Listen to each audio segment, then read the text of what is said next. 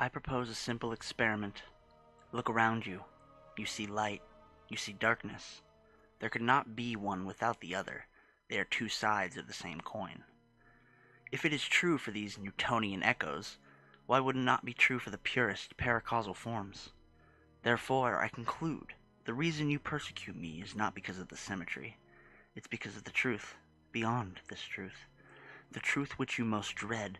If we could destroy darkness, but we had to give up our light to do so, how many of us would make that trade?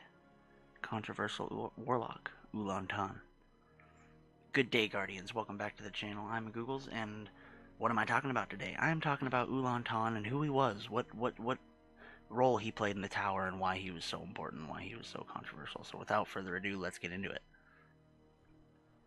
So if you were to ask the Guardian, they might say dangerous. That his teachings would strike fear into the hearts of the people and lead Guardians to madness. What were his teachings, may you ask? Well, Ulan's beliefs led to the creation of the group known as Symmetry, with the core belief that light without darkness cannot exist. To have one, you must have the other, thus granting symmetry to the universe. Ulan believed that the light changes within what we do.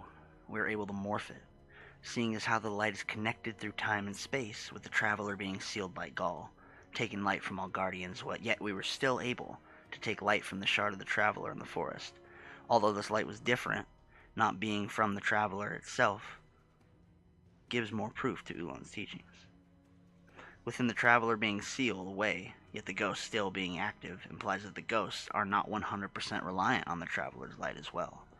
Has their light been altered over time, with the traveler silent for so long and us being exposed to the darkness? Could Ulan's teachings that Guardians change their light, depending on what we do, be true of this? In the grimoire card The Darkness, we're shed a little light here. Pujari believed the darkness was a force of corrupt morality, the twisted will of a golden age, the destruction brought from within.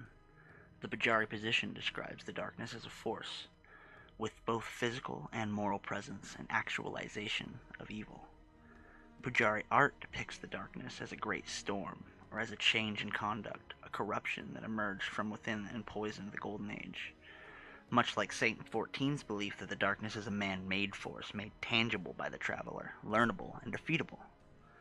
But what if they're both right? Not only must symmetry happen, but what if the darkness was created in the hearts of man, something created by the greed and avarice of the Golden Age? When we look at Siva, Rasputin deemed this tech too dangerous to be controlled, initiated Aurora Retroflex, effectively ending the Iron Lords. Rasputin, a man-made warmind himself in immense power, is considered to be a threat. Yes, he listens to Anna Bray, but even her relationship with the Vanguard is too thin, having faked her death to investigate her past. So, which leads me to the question, is Ulan Tan's teachings right? And who is Ulan Tan? Was the darkness created in the heart of man only to be brought to light by the traveler and its many years of influence on humanity and its golden age? We have no concrete evidence of the darkness, or even Ulan Tan for that fact. Not much is documented about him. From his actions leading to the creation of Symmetry, from his resurrection to his life as a daily guardian, all we know is many of his teachings have come true, no matter how controversial, and like many before him, he was born of light and consumed by the deep. That is going to do it. I really appreciate you guys sticking through it if you stuck through it. Again, this is my first try at lore, and I'm going to kind of do a who was this Warlock Hunter Titan, who is this Warlock Hunter Titan, and I'm going to do it with the right label. So if they're dead, who was? If they're not, who is? You know, that kind of thing. So again, I really appreciate it. I really appreciate you guys watching. If you liked the video, smash that thumbs up button. If you didn't like the video, don't forget to tell me I suck. It always helps. And as always, eyes up, Guardian.